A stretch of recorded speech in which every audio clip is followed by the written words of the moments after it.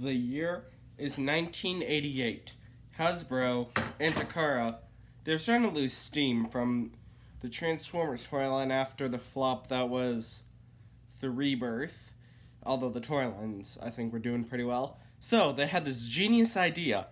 What if Transformers could become cars, robots, and humans?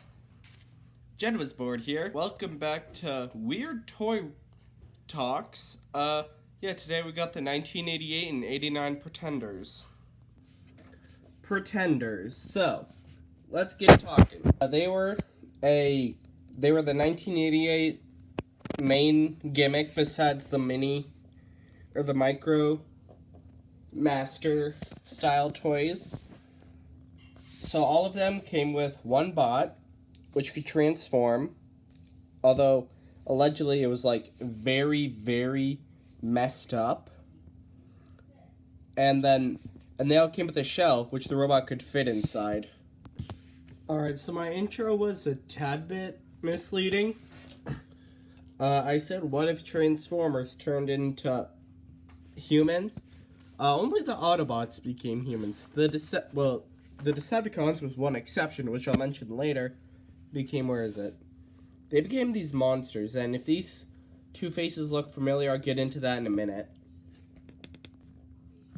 So, some of you are probably noticing that the bot modes look a bit familiar for the Autobots and for the Decepticons.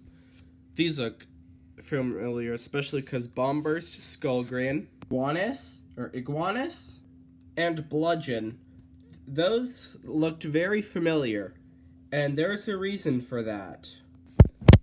So the reason some of the shells look familiar is because in the recent Legacy line that just ended, those for shells actually got full figures. Like that became that. Skullgrin became, well, actually I think Skullgrin became a tank. Is that a tank? Oh, that is a tank.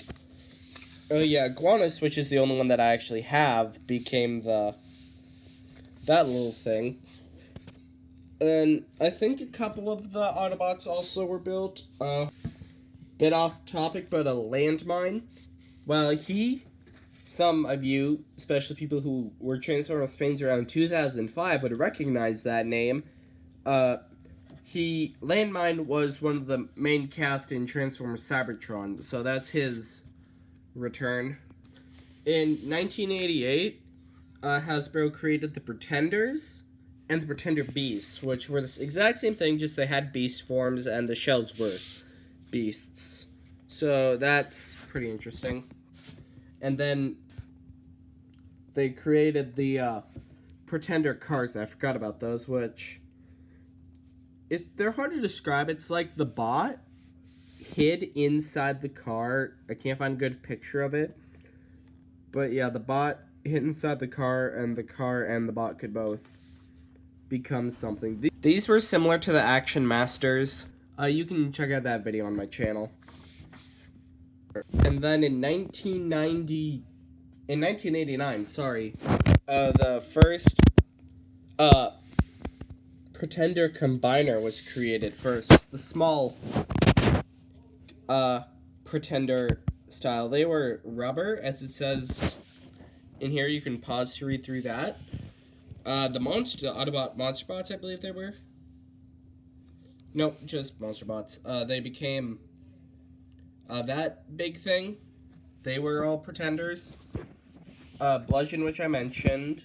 Then these two were also created, which they were beasts for some reason with bot shells.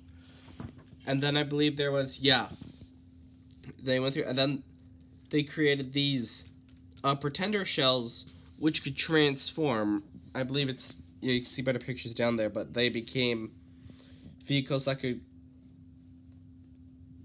I can't find that. Anyway, that could combine into that. And then